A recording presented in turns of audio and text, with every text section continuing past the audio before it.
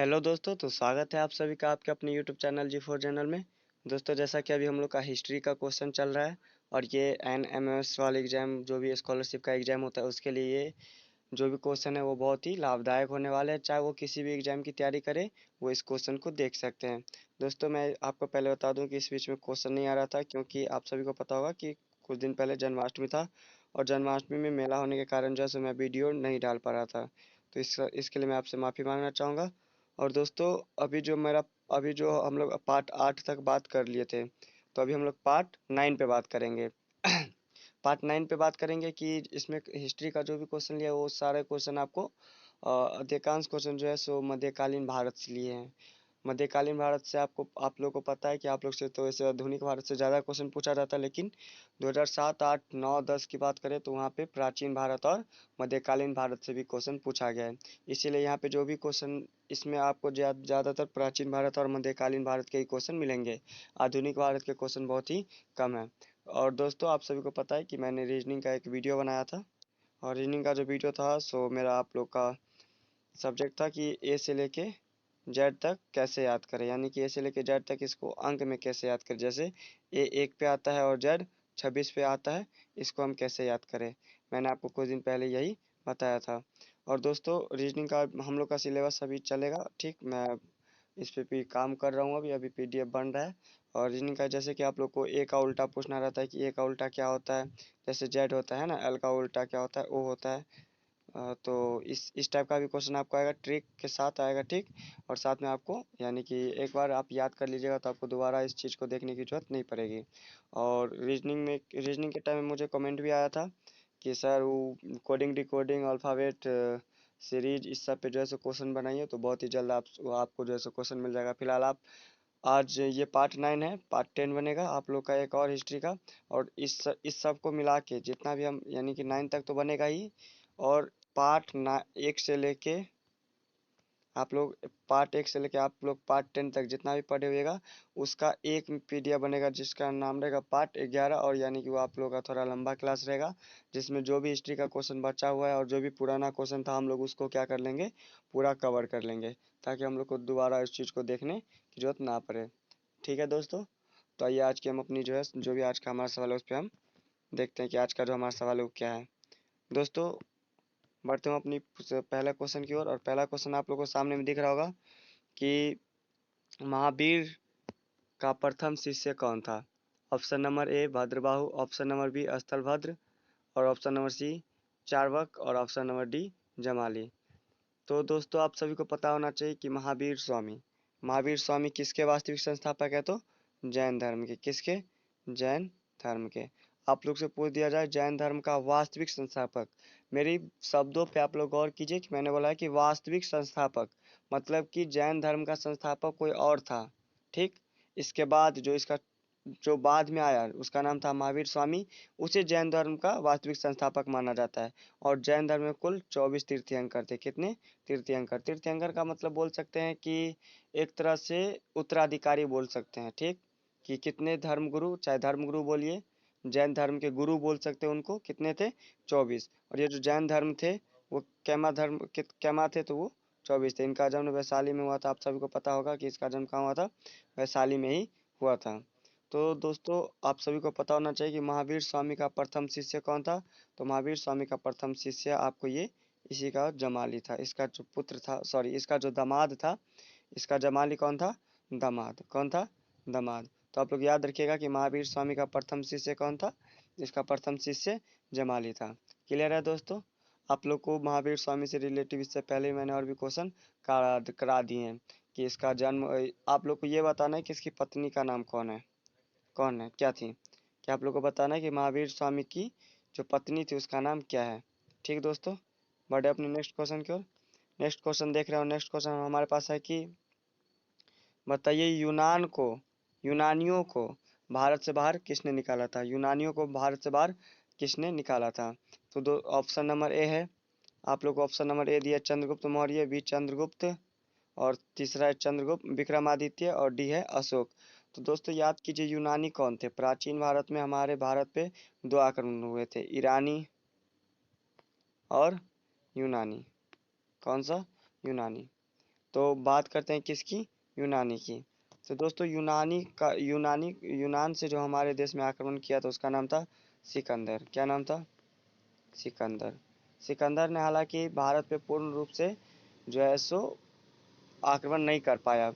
आप सभी को पता होना चाहिए कि पोरस और सिकंदर के बीच में 326 में क्या हुआ, बिस्ता का युद्ध हुआ, है ना, जो झेलम नदी के किनारे हुआ।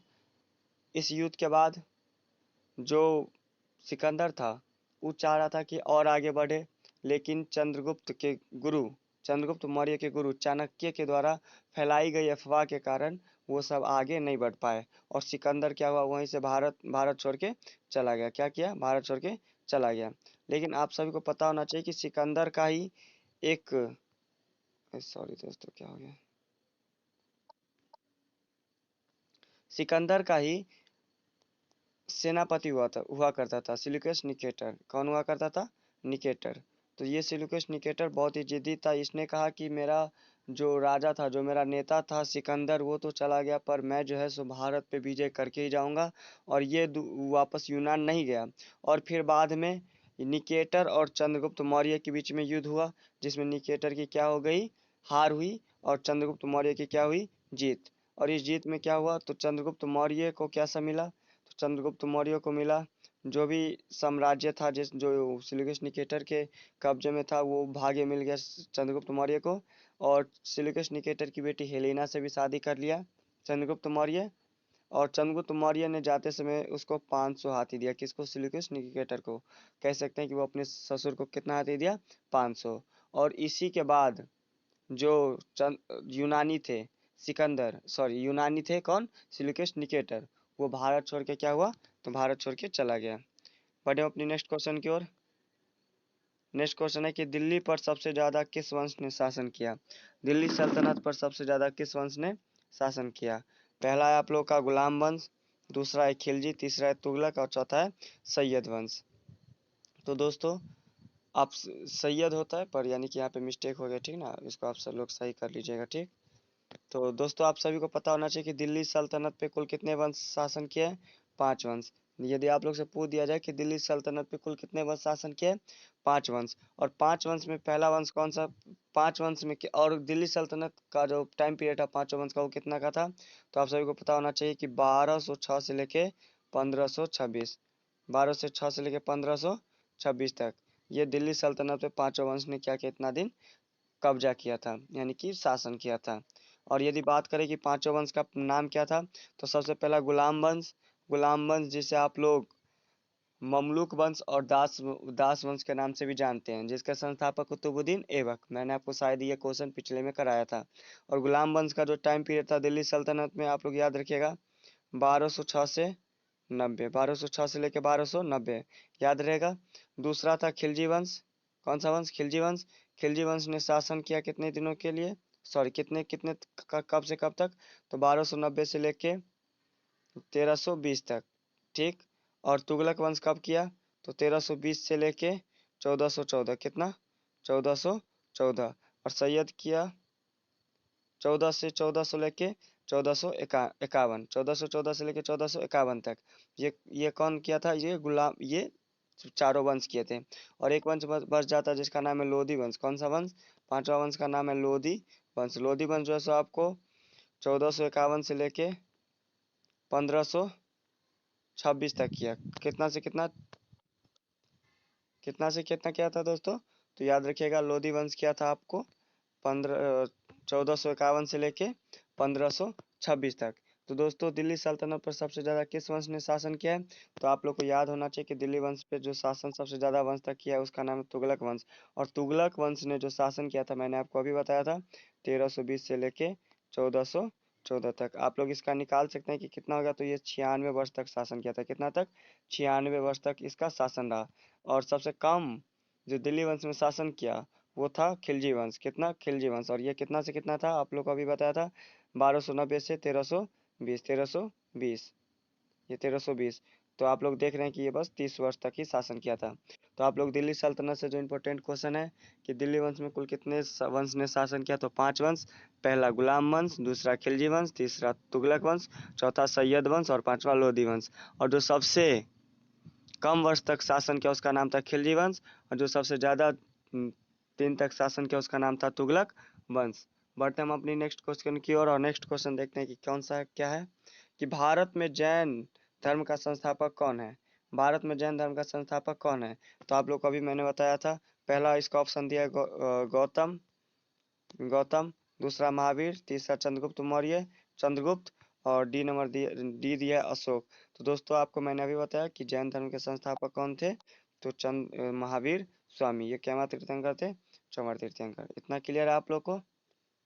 बढ़े अपने नेक्स्ट क्वेश्चन की ओर। मैंने इस क्वेश्चन को आपको दूसरा नंबर क्वेश्चन में शायद कराया था, यहाँ पे पहले ही नंबर क्वेश्चन में मैंने इसके आपको फुल डिटेल दे दिया था। दोस्तों आप लोग नोट बनाते रहिए ताकि आप लोग को बहुत ही हेल्प हो, ठीक। और यदि मैं एक क्वेश्चन पे डिस्कशन करता हूँ, उससे रिलेटिव जो भी एग्जाम में बार बार क्वेश्चन पूछे जाते हैं, वो सारे क्वेश्चन मैं आपको जो है सो बता रहा हूँ। तो आप लोग इस बात पे ध्यान दीजिएगा, और जो भी आपको लगे कि मैंने ये चीज़ नोट नहीं किया, ये चीज़ मैंने अपनी क्लास में नहीं बताया, और जो भी ट्यूशन वाले बच्चे हैं वो सभी यानी कि आप लोग नोट बना लीजिए।